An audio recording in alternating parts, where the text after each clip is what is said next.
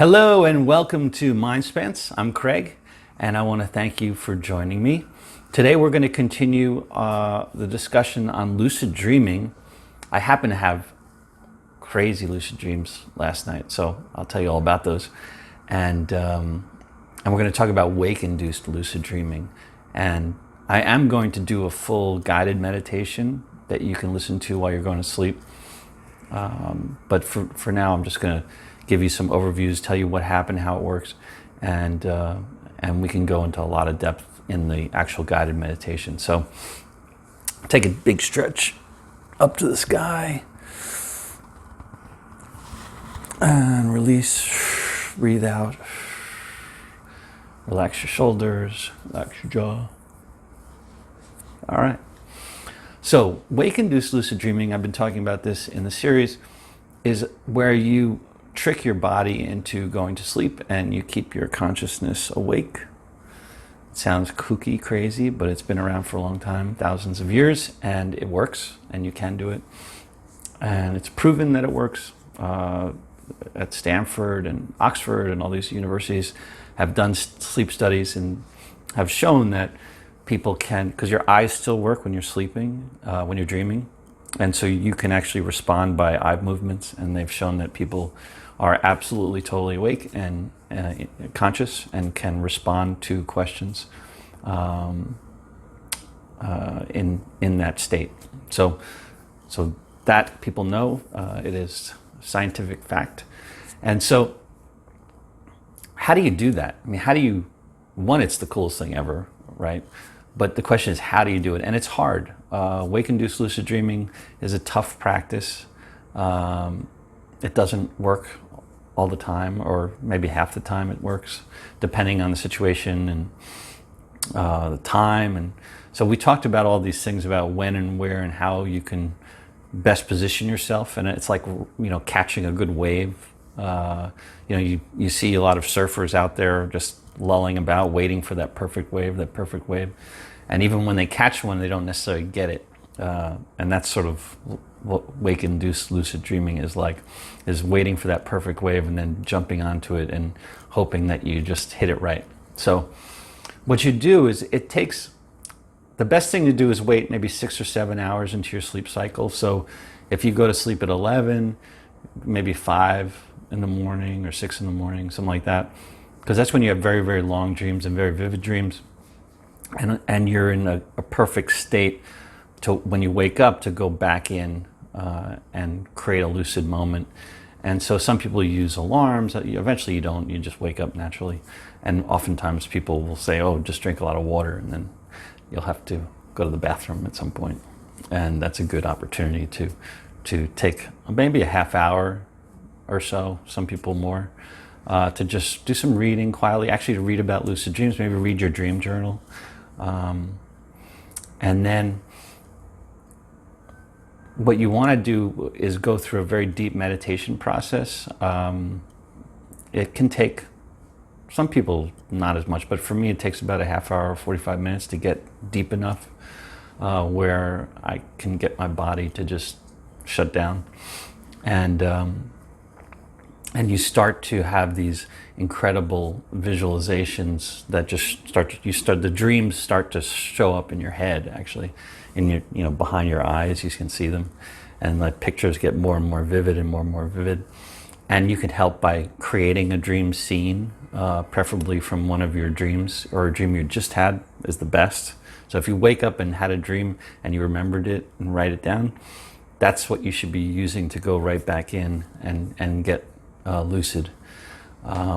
Last night was amazing. I woke up, I don't know, like 4:30 or 5 in the morning, and I'd been having some weird dream about, it was like school or work, but it's sort of a combination of being in school and work, and I wasn't lucid at all. I just remembered that part of the dream, and but it was sort of a cool environment, and I was like, that's a good place as any to jump in. So I went and I chilled out for like a half hour, did some reading, read my dream journal, and then I went into this very deep meditation where I really relax every part of my body, and just sink deeper and deeper and deeper down. And I use a lot of visualization techniques to do that, whether I'm walking down a hill or I go to create these sacred spaces. And you can look at the rest of my channel and you'll see how I do all that stuff. So, and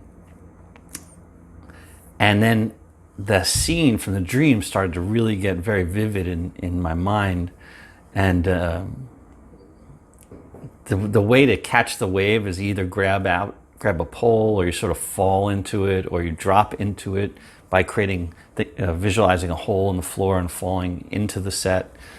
And different things work at different times. But for me, there was a pole where some people were milling about and waiting, and I just sort of leaned into it and fell into it a little bit.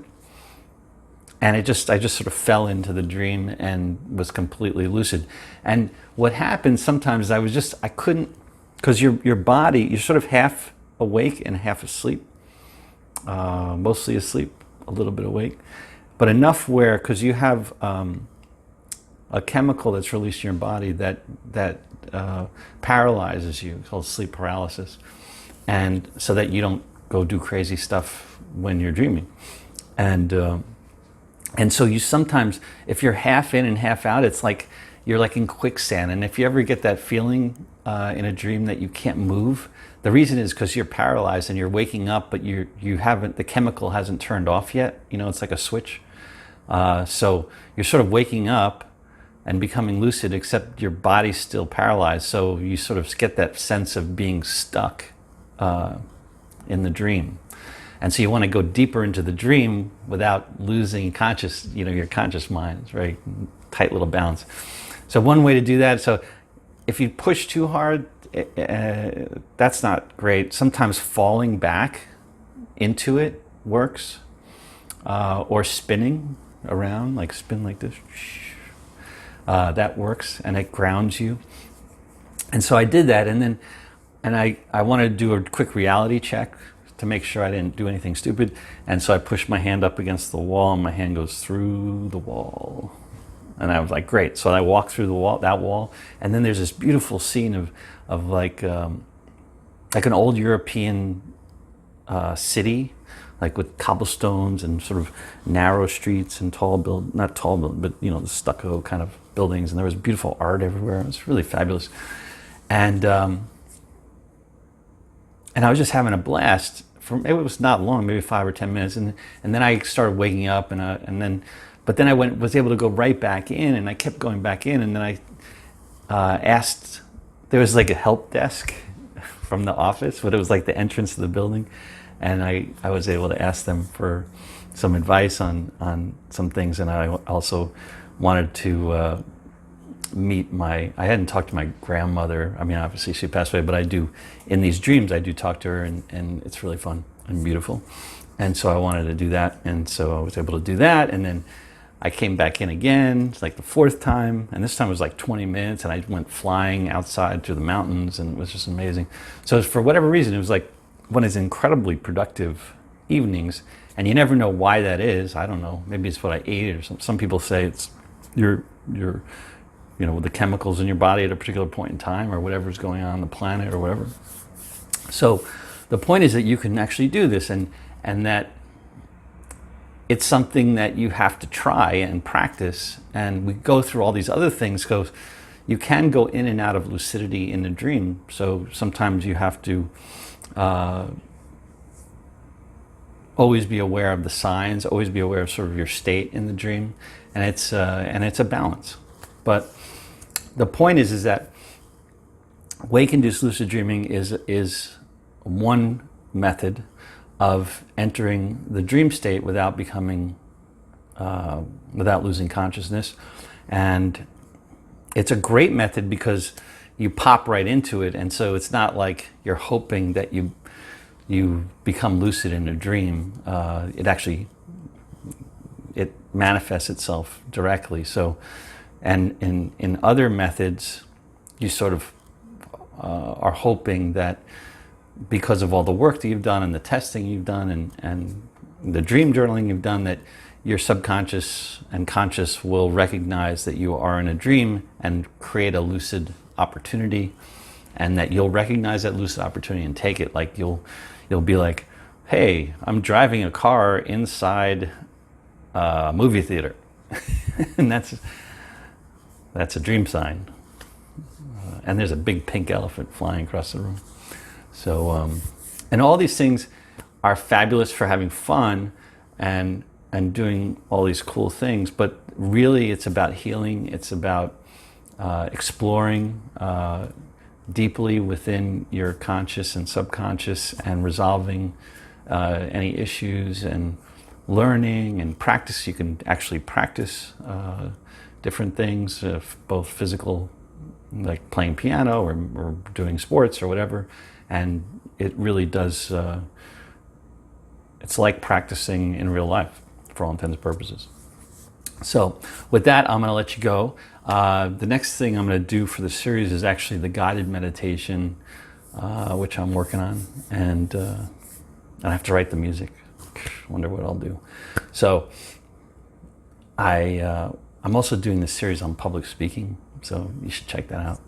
It's really fun. And I wish everyone a great day. Like the video, share it with your friends, and subscribe to my channel so more people can get access to it. And have sweet dreams. Write in your journal, and I'll talk to you soon. Thank you.